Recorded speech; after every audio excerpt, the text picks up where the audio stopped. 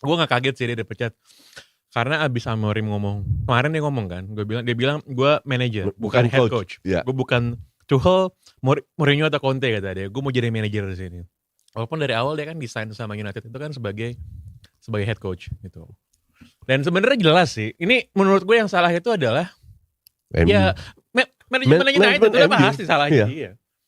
Udah pasti salahnya dia. Yang gue gak habis pikir pada saat interview kan gak sekali gituan. Ya. Kan berkali-kali. Salah satu yang ditanya adalah, lo akan apa yang lo lakukan dengan klub ini? Gue akan main begini, gue gunakan ini, gue butuh pemain ini pemain yang sekarang ada gue bisa gunakan.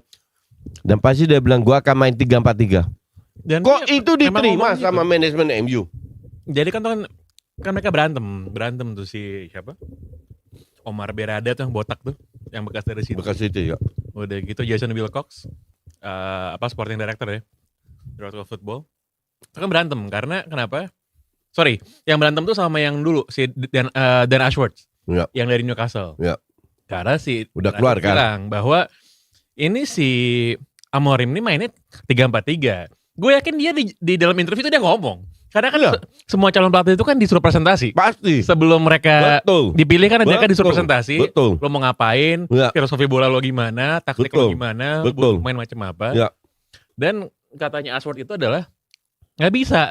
Si Amorim ini gak punya pemain yang dibutuhkan di United. Pasti kalau dia masuk dengan formasi 3 back-nya, dia kan butuh banyak pemain. Gitu. Nah, tapi si Berada kan ngotot kan.